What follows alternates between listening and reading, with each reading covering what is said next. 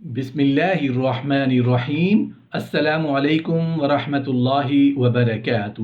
حضرت دانیال علیہ السلام کی دعا۔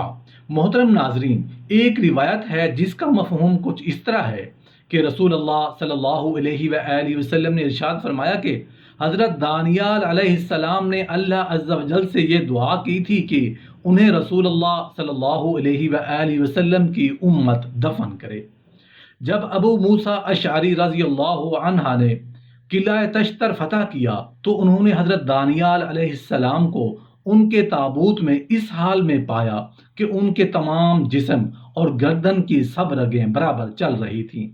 اللہ کے پیغمبر زندہ ہیں اور سینکڑوں سال گزر جانے کے بعد بھی ان کا جسم مبارک صحیح سالم رہتا ہے۔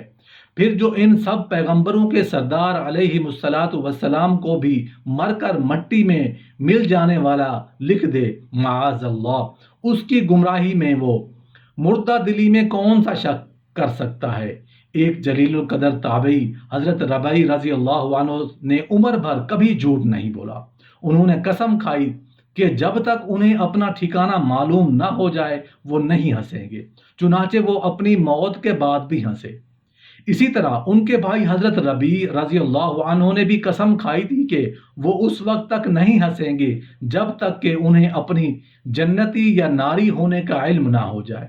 چنانچہ جب ان کا انتقال ہوا تو ان کو غسل دینے والے کا بیان ہے کہ وہ غسل کے تختے پر برابر ہنستے رہے یہاں تک کہ ہم ان کے غسل سے فارغ ہوئے۔